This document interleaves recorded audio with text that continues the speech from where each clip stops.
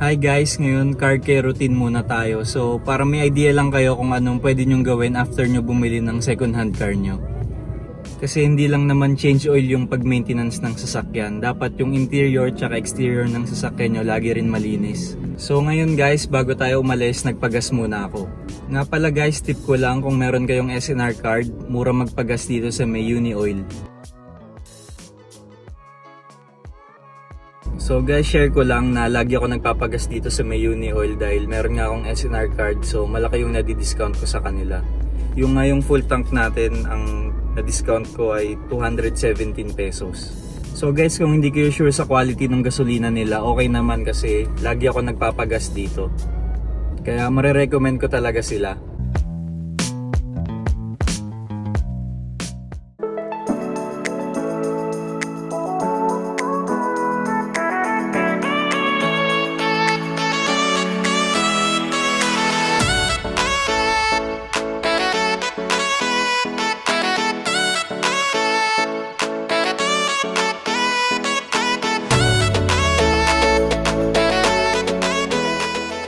So yun guys, nagpunta ako ng Clean Habit para i-avail yung promo nila na polish plus sealant tapos may free na Bacta Clean.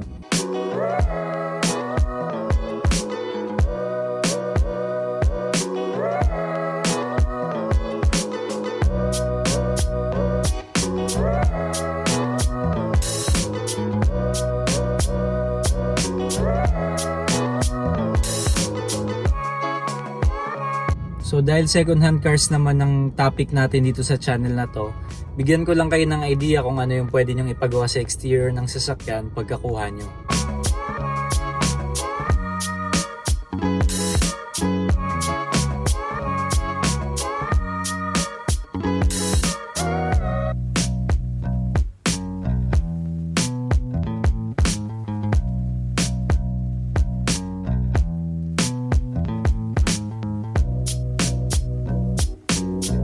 So ang unang step na ginawa nila is car wash. Tapos kasama na rin doon yung pagtanggal ng mga asphalto sa gilid ng sasakyan.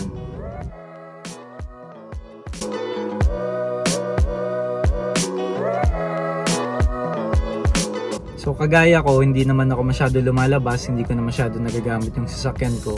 Naipon na rin yung mga dumi dito.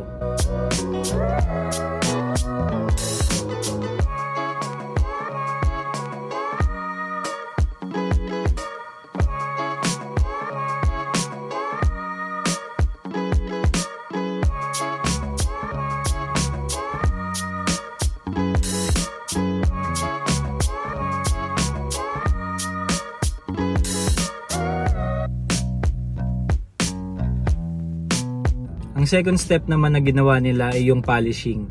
Ang purpose naman ng polishing ay para ma-correct yung mga imperfections sa surface, matanggal yung mga swirl marks, tsaka yung mga light scratches, tsaka yung oxidation. So ito yung ginawa nila nung pinapolish nila yung sasakyan ko.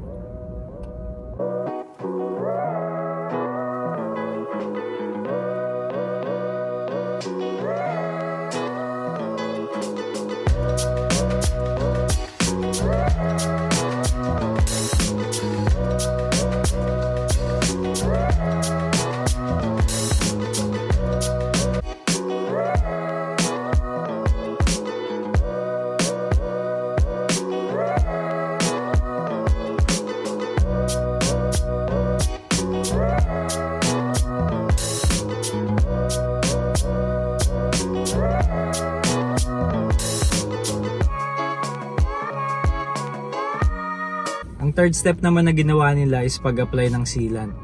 So ang purpose naman ng sealant is for added protection sa surface, tsaka para lang din siyang wax pero mas matagal yung effect. So malaking tulong yung sealant dahil nagpo-protect nga siya sa ulan, sa sinag ng araw, tsaka sa mga dumi ng ibon kasi pagka naiwan mo yun dyan, masisira yung pintura mo. Tsaka nga pala makintab yung sasakyan at hindi madaling makapitan ng dumi kasi yun nga yung pinaka-purpose niya.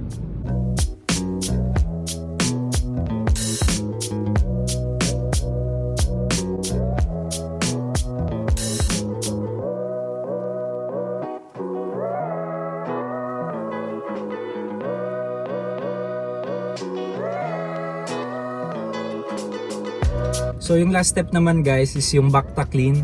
Ito yung meron silang nilalagay na machine dun sa kotse mo, tapos bubuksan mo yung aircon. Ang purpose naman yan is para i-disinfect yung sasakyan.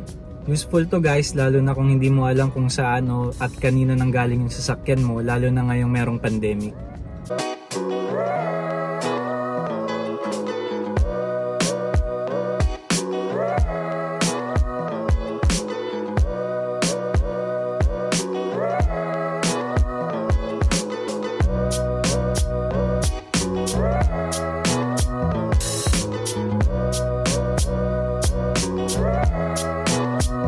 So yung presyo ng pinagawa ko is 1,500 pesos.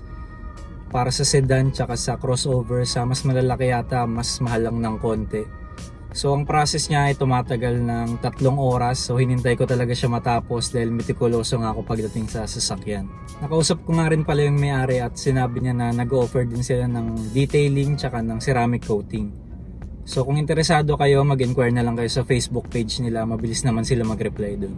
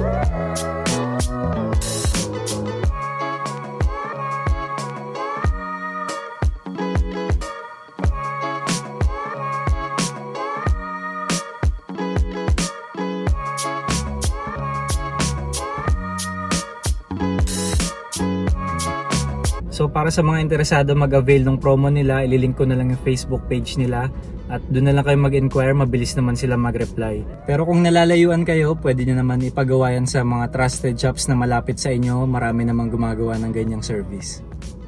So kung tatanungin nyo ako guys kung sulit ba, masasabi ko na oo dahil part din naman yan ng pag-aalaga ng sasakyan natin. So yun guys, kung gusto nyo rin ipagawa yung pinagawa ko, suggest ko lang na mag-invest din kayo sa mga car care products para kayo mismo ma-maintain nyo na siya ng ganun.